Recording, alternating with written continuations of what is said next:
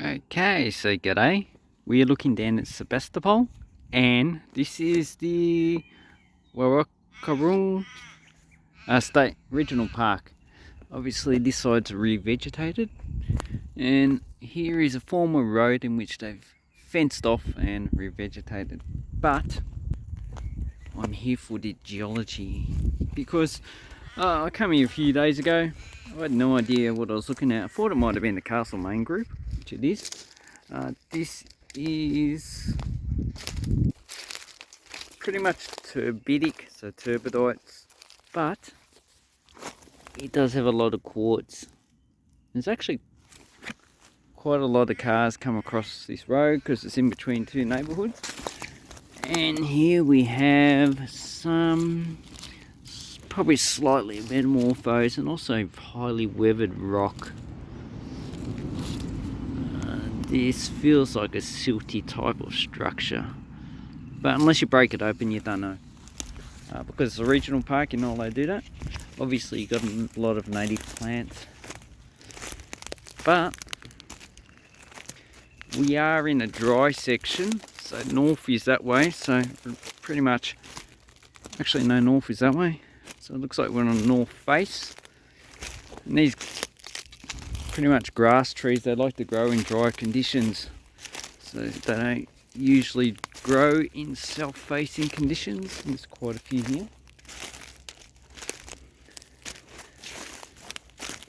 Okay, and we have a lot more of those carnivorous plants. There's a whole patch here, but you'll find that they're just everywhere, and they're pretty common in Victoria. Okay, so looks like we have either an excavation or where a tree was. I would say this is probably a former excavation during the gold mining rush. So you can see the yellowish coloured type of rock, which is just the soil derived from the Castlemaine Silurian, no, not Silurian, Ordovician siltstone, mudstones. You get some conglomerates and some sandstones in this as well, and it's highly weathered, and also you can see the quartz is the last thing to actually weather because of its hardness, and it's just everywhere. So obviously during one of the orogenic mountain building episodes, probably the Benambran, a lot of quartz was deposited by superheated fluids, so that would have transported cooled. But you know, I'm not here for gold, I'm here for the actual rock. So here we have some. This looks like a siltstone, and I'm not too sure if you can any boomer sequences in this. I don't see any exposures, and I don't see any fossils as well, and some of it's impregnated with iron. So this is a lot of iron, and that's why it actually looks a lot red, but I don't see any fossils. So what I will be looking for in this is probably graptolites, trilobites. You might be able to get an echinoderm or even a brachiopod, but even in this material I don't see anything. So it looks like this is actually what's left over from the excavation. So I would say they're not looking for a deep lead. They would most likely be down in the valleys. Here they would just be mining the quartz reefs itself. So they'll be going up thick quartz placer deposits. And this doesn't seem to have that much mineralization. So I wonder if anyone actually does do any gold searching around here. So it looks like that's an excavation where water pools into, so that's why it's green. And so we have this actually looks more recent. So we can see the actual material. It's fairly weak, platey, so you can see the actual laminations on it. So the deposition is actually quite thin, and it's definitely a silt.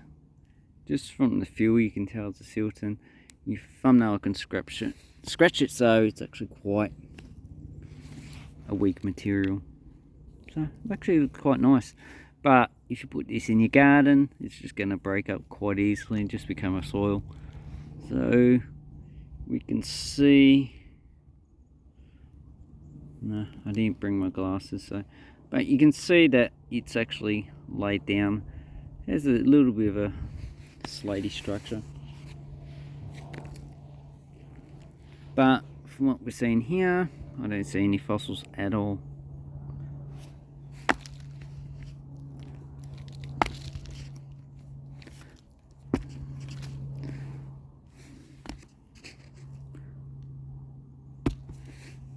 Okay.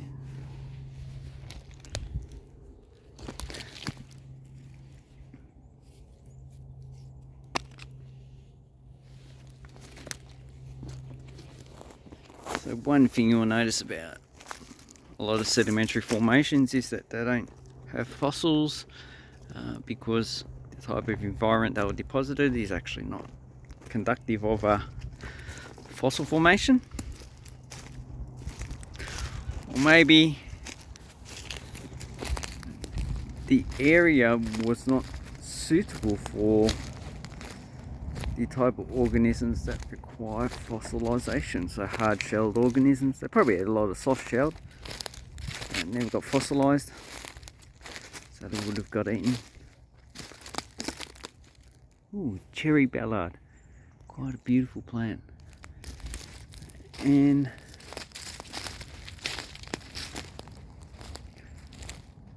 obviously this is another form of excavation. Someone's gone Greek over there.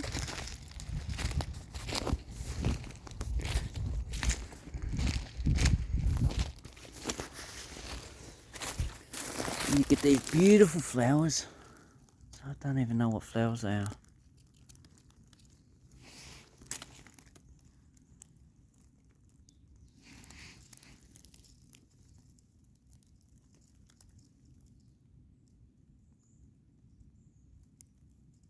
That'll make a good thumbnail. And you'll notice that there is pretty much a lack of flowers in this forest. I still need to look up what these eucalypts are. I would say probably, as I said before, probably an ironbark, but this is I don't even know what type of forest this is. Looks like just a open woodland. Closed woodland will be a lot more dense. And I see over there in the regrowth there's a lot of wattle, which is pretty nice flowers. So, yellow flowers, and they're actually can, so they can cause you to actually get a lot of hay fever, but I don't think these type of bottles actually do that. So this is what I like to do, just walk around the forest, get lost, maybe get eaten by a lion. Oh, that's right, we don't have lions in Australia. The only thing that's going to kill me is a drop bear, and it's in a tree somewhere. But if we look in the trees, I don't think there will be many koalas here, because this is actually quite a dry forest, and koalas prefer a lot wetter forests, in which the eucalypts have a lot more water and they're not concentrated like these ones will be. But being around Ballarat, there should be koalas here somewhere. Okay. And I don't have a gimbal. Okay, so this is a grass tree after it's been destroyed. One of my favourite plants, Cassinia.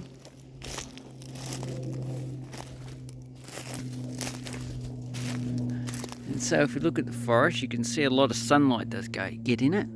And this all has to do with the geology, so the siltstones are actually quite poor in nutrients. And these trees are probably mature. I would say they're probably 20 metres tall. Quite thin.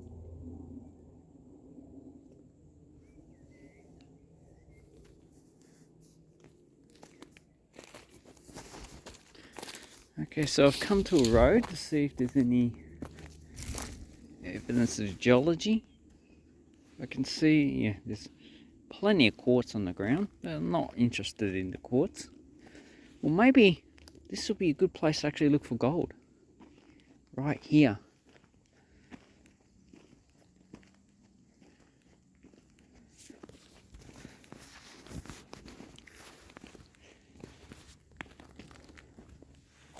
So I can see some evidence of the original formation.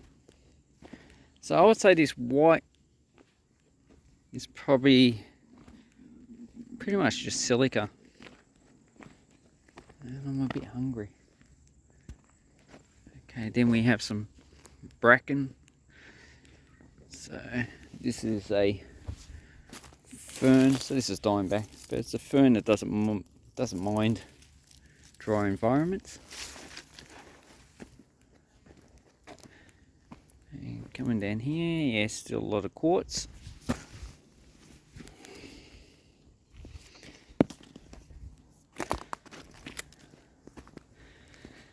But I would actually like to know which orogenic mountain building episode actually caused this quartz actually being intruded into fissures in the Castlemaine group. It could be, I'd say it's a Benambrian, so probably sometime in the Silurian. So this is what the time period is. Okay, so this is the Castlemaine group, Ordovician, Tremdacian 485 to Darwinian 455. So sometime after that would have been the mountain building episode. And along with that we have,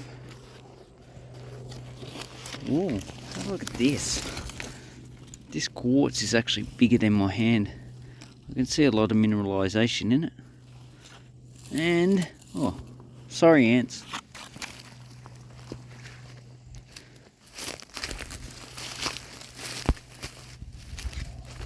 Okay, so here we have a large boulder, lots of quartz.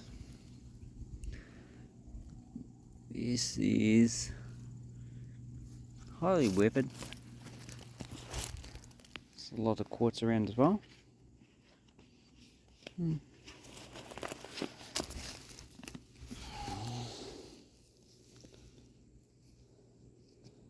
Quartz in matrix. I wonder if this is a conglomerate.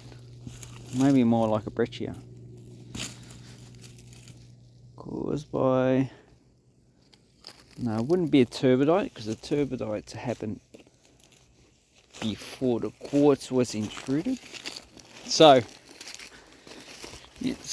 we have the laying down of this material that ended about 458 million years ago. Then it was deformed, so the conglomerate would not have been in that actual rock unless it come from the east, but it doesn't. It's highly angular, so it obviously hasn't been transported that far. So this is probably a more recent material. Nice forest, nice wattle.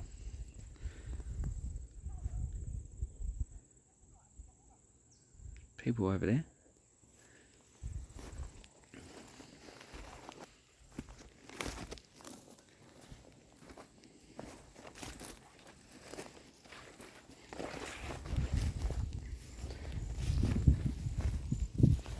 So lots of quartz here. This one looks like in situ.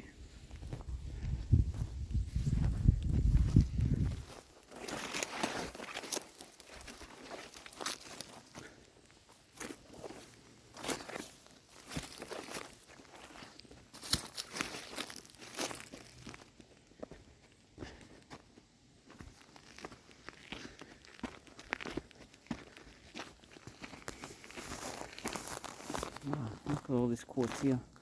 Obviously this is close to a quartz vein.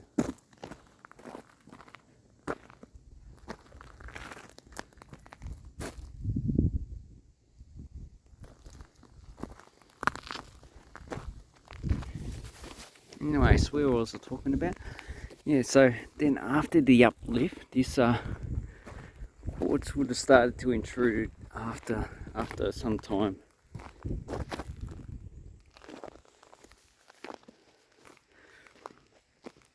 So there is a paper that I'm reading now.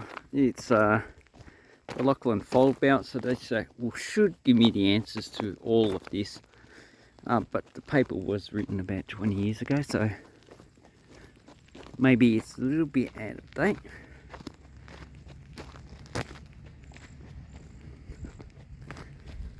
Okay, so here we have another. So it's a former road. Okay, so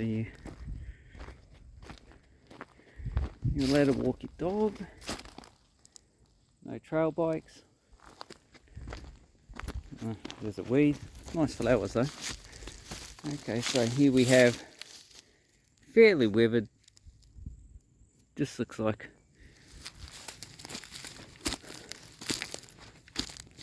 a Moloch hopto. Okay. No, so this was probably excavated to make the dam. So this is a dam that they have for firefighting purposes. You'll see a lot of these around the place. Okay. Look at this beautiful forest.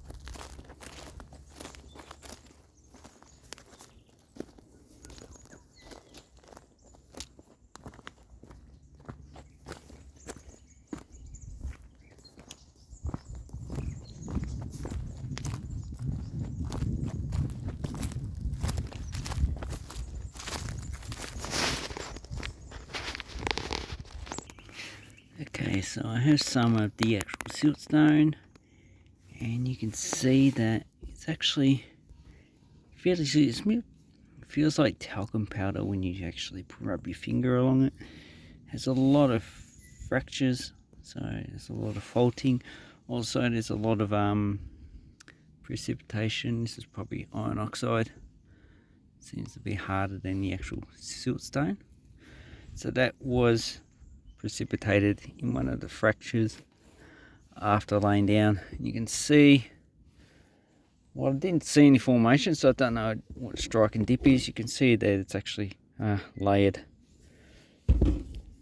and so, and the layer's quite thin, probably 1 millimeter or so. So this is a very quiet environment.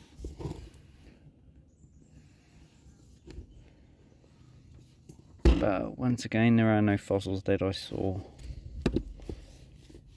which is pretty sad. But anyway, if you crack this open, you might actually find some graptolites, but I don't think there are graptolites in this location.